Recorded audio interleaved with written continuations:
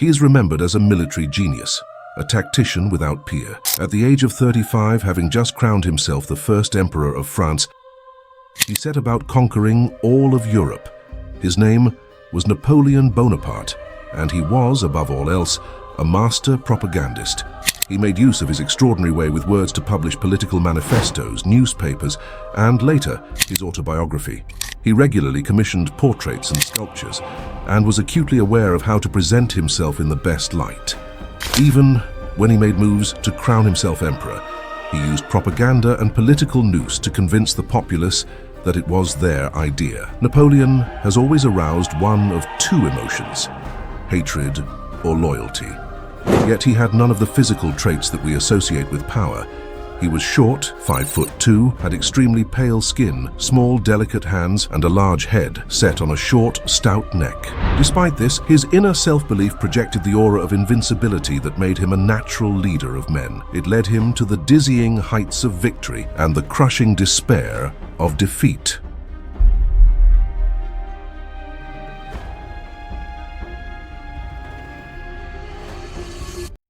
In the spring of 1769, the tiny island nation of Corsica was under siege. A hardy band of Corsican patriots were determined to repel the French army that had invaded their land. They never stood a chance. After a year of fighting, death, and carnage, the rebels were defeated. The survivors trudged through the mountains back to their homes. Among them were Letizia and Carlo Bonaparte. Letizia was 6 months pregnant. It was the day of the Feast of Assumption, August 15, 1769, when Letizia gave birth to her second child. He was named Napoleon. Napoleon's father, Carlo, gave up the flag of Corsican independence once French victory was assured. He refused to fight in the mountains with his former patriot holdouts. It was something that his second son would never forgive him for, viewing his father as a traitor who had betrayed his countrymen. In contrast to how he viewed his father, the young Napoleon simply adored his mother. Letizia was a strong-willed, hardy woman. Of her 13 pregnancies, she ended up with 8 children. Napoleon set foot on the French mainland for the first time in the winter of 1778. Napoleon accustomed himself to life at Brienne. His stubbornness and tough exterior made him immune to the taunts of his more privileged classmates. Soon they, along with his teachers, lost interest in the sullen, always serious Bonaparte. Napoleon became a loner. At the age of 16, Napoleon began his military apprenticeship as a second lieutenant, training with the country's most elite artillery unit. He learned his trade well and developed into a skilled handler of arms and a capable handler of men. He soon realized that hard work and application were not enough to forge a stellar military career. Position and money also played their part. He had neither. By his late teens, Napoleon found himself in a state of frustrated inertia. He knew that he was destined for great things, yet nothing was happening for him. Little did he know that it was waiting just around the corner. On July 14, 1789, Paris erupted in revolution. The spark that unleashed the revolution in all its fury occurred when a crowd took over an armory called Hôtel des Invalides, grabbed its weaponry, and stormed the Bastille prison in search of powder and shot. Word spread of the crowd's success and uprisings began all over France, with granaries and manor houses overrun. The country was in turmoil. 20-year-old Napoleon was far from Paris when revolution broke forth. Though not a revolutionary himself, he welcomed the revolt which was shaking the system of privileges which he so despised. After all, it was this very system which had prevented him from attaining to the advancement of rank that he felt was his due. When the French Republic was declared in the fall of 1792, the ambitious Corsican wanted to play a part. Formulating a plan, he took leave of absence from the army and returned to Corsica, which was now a part of France. He was intent on entering local politics and rising through the ranks until he could assert his influence on the national stage. Napoleon was forced to flee to the mountains. He and his entire family were labeled traitors and enemies of the fatherland. Setting sail for France in June 1793, Napoleon was tougher, more steely-eyed and more hard-skinned as a result of his unhappy experience in Corsica. The experience also caused a mental displacement. No longer a Corsican, he was now thoroughly French. That France, however, was going to have to be molded to make it worthy of him. Napoleon returned to the army as an artillery captain. Napoleon knew that he had been presented with the opportunity that could transform his destiny. All he had to do was prove himself. On his command, guns and supplies were rushed in from Provence, and his gunners were taught to man them. The regular infantry were intensely retrained under Bonaparte's direct supervision. On December 17th, he personally led the assault of Fort Eguillet. His bravery and cunning were immediately apparent. Throwing himself into the fray, he fought with fury. Unlike most commanders, Napoleon led from the front. A horse was shot from under him, and an enemy bayonet slashed him in the thigh. Yet he continued to attack, and his forces quickly overcame the resistance. Within hours, 10 British ships had been destroyed, and those that remained were in retreat. The local people were subjugated. It was a stunning victory for Napoleon, one which led to a promotion to brigadier general. In the spring of 1795, Napoleon visited Paris, his ambition burning brighter than ever. While there, he was charged with subjugating the Parisian mobs by any means necessary. He jumped at the opportunity, gathering cannon and musket to equip his poorly armed force. He set his guns up inside the Tuileries in positions that made it impregnable. When the attack came, Napoleon commanded his men to unleash a merciless hail of fire upon them. Waiting until he could see the whites of their eyes, he sent a barrage of grape shot that decimated the Parisian mob. "The enemy attacked us. We killed a great many of them. Now, all is quiet. I could not be happier," Bonaparte wrote to his brother. Napoleon was triumphant. Within a month, he had been made a full general. At just 26 years of age, he was the commander of the Army of the Interior. Victory after victory.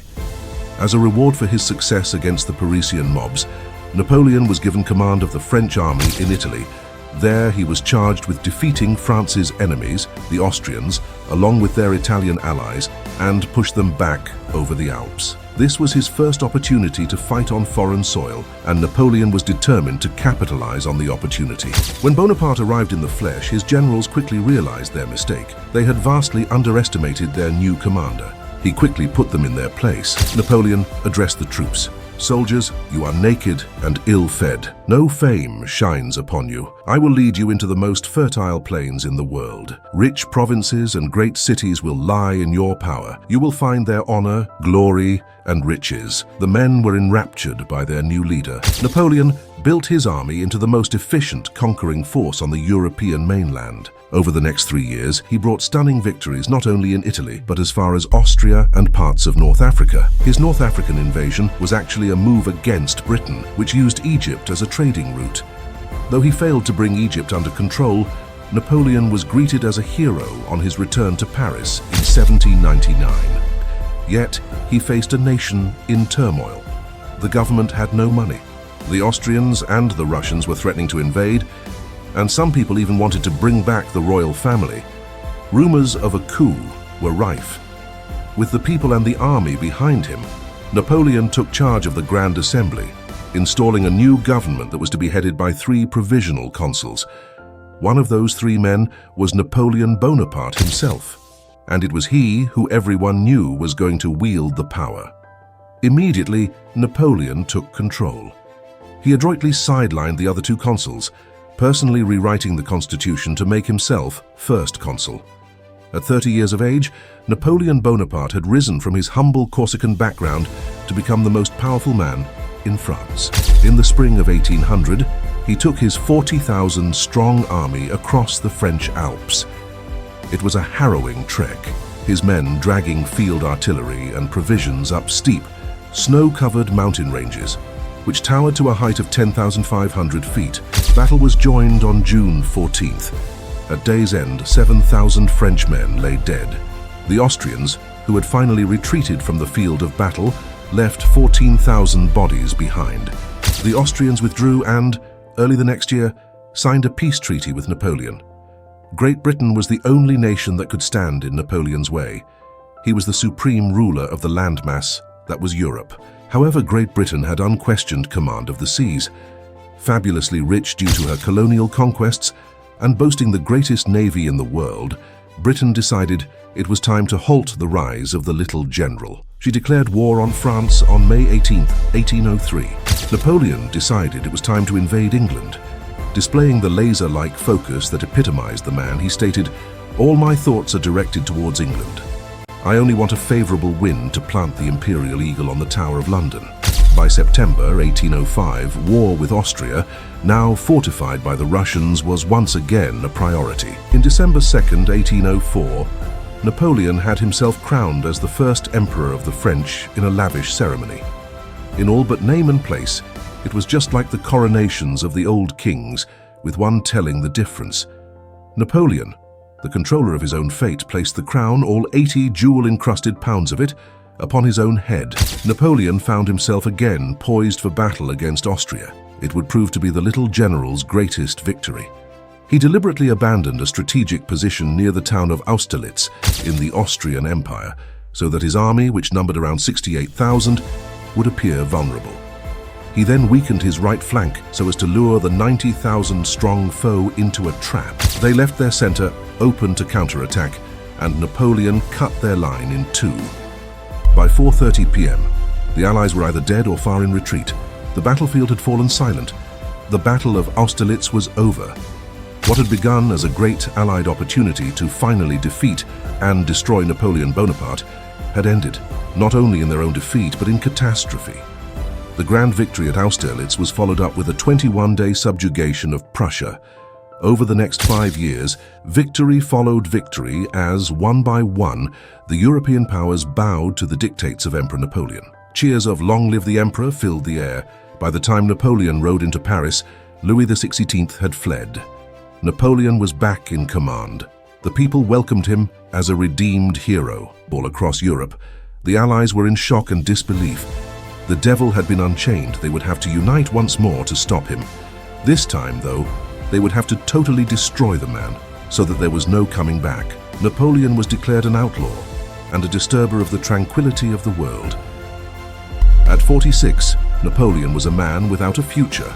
The man of unstoppable ambition, the man of action, the maker of headlines, was confined reading the newspaper and gardening. He died on May 5, 1821, likely from stomach cancer. Days before, when he knew that his time was up, he had whispered to one of his guards,